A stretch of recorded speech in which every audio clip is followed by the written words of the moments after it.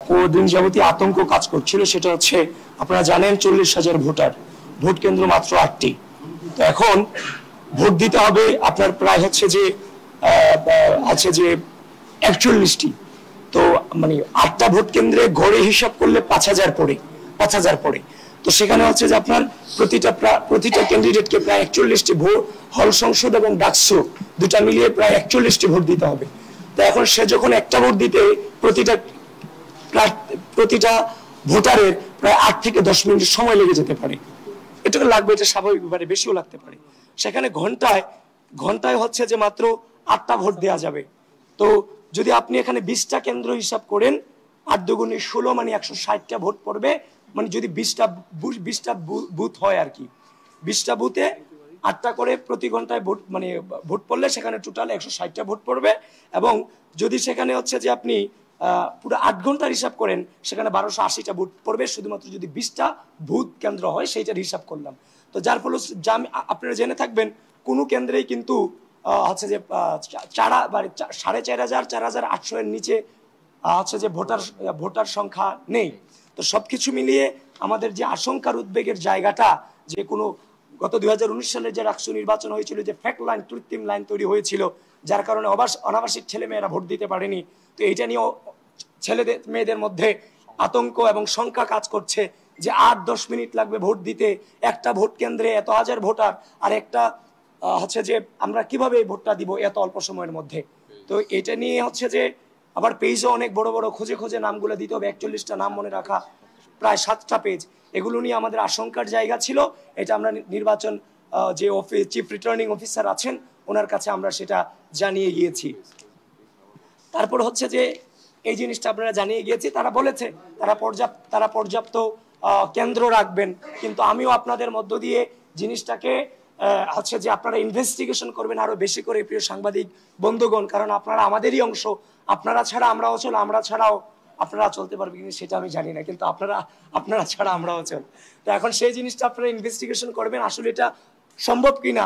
আর সেটা যদি সহজলভ্য এবং সম্ভব হয়, সেটা সাধারণ শিক্ষার্থীদের মধ্যে যে ভীতির সঞ্চার হয়েছে ভোট প্রদান নিয়ে, আপনারা একটু সেটাকে সহজতর করে দিবেন, সেই দায়িত্বটুকু আপনারা পালন করবেন আশা রাখি।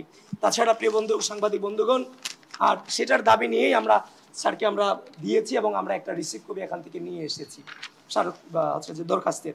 তারপরে হচ্ছে যে আমার জিএস বলেছে পোস্টার সাটানো নিয়ে বলেছে।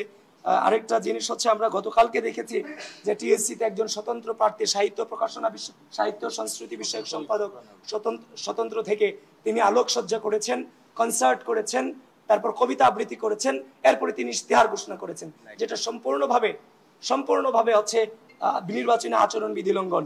তাছাড়া গতকাল কি কুয়েত মৈত্রী হলে চিফ রিটার্নিং অফিসার রিফাত আরা, আমাদের হচ্ছে যে জিএস, কুয়েত মৈত্রী হলের জিএস, সে রাত 8টায় যখন ওখানে প্রচারণা চালাইতে গিয়েছে, এখানে নির্বাচন কমিশন বলেছে যে কোনো কাগজ থাকলে, পেন স্লিপ থেকে শুরু করে যে কোনো রিপোর্ট থাকলে, কার্ড থাকলে সেটা দিয়ে হলে গিয়ে নির্বাচনী প্রচারণা করতে পারবে। সেখানে তার বৈধ কাগজপত্র থাকার পরও তাকে ডেকে এনে এই রিফাত আরা ম্যাম বলেছেন তোমার আবাসিক কার্ড ছাড়া তুমি প্রচারণা চালাতে পারবে না বলে তাকে হল থেকে বের করে দেওয়া হয়, যেটা কোনোভাবেই কাম্য নয়। সূচনাতেই এই অবস্থা হলে অবশ্যই আমাদের সংখ্যা থাকে লেভেল প্লেইং ফিল্ড নিয়ে।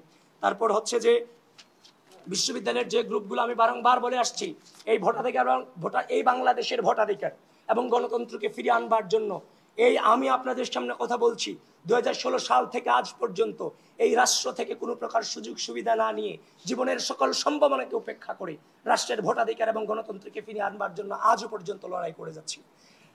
হাসিনা চলে গেছে, এই ঢাকা বিশ্ববিদ্যালয়ের মাটি থেকে আমরা আশা করছি গণতন্ত্র এবং ভোটাধিকারের সূচনাই ঢাকা বিশ্ববিদ্যালয় থেকে হবে। কিন্তু আমরা দেখতে পাচ্ছি ঢাকা বিশ্ববিদ্যালয়ের বিভিন্ন গ্রুপগুলো চিফ রিটার্নিং অফিসার সহ নির্বাচন অফিস থেকে বিশ্ববিদ্যালয়ের সহযোগিতা নিয়ে বিটিআরসি কে চিঠি দিয়েছে। তারা বিশ্ববিদ্যালয়ের যে গ্রুপগুলো প্রপাগান্ডা ছড়াচ্ছে, শিক্ষার্থী সংসদ 1, শিক্ষার্থী সংসদ, ঢাকা বিশ্ববিদ্যালয়ের শিক্ষার্থী সংসদ 1, শিক্ষার্থী সংসদ 2, তারপর হচ্ছে যে নিরাপত্তা মঞ্চ সহ, তারা এগুলার জন্য বন্ধ করে এই জন্য নির্বাচন কমিশন বিটিআরসির কে চিঠি দিয়েছে। কিন্তু আমরা দেখতে পেলাম সেই গ্রুপগুলোর নাম পরিবর্তন করে ফেলেছে। গ্রুপ তো বন্ধ করবে দূরের কথা, গ্রুপগুলোর নাম পরিবর্তন করে আচ্ছা যে শিক্ষার্থী সংসদ রাখা হয়েছে, ঢাকা বিশ্ববিদ্যালয় বাদ দিয়ে শিক্ষার্থী সংসদ রাখা হয়েছে। আমরা হচ্ছে যে এই চিফ রিটার্নিং অফিসারকে আজকে আরো কয়েকটা পেজের নাম দিয়েছি।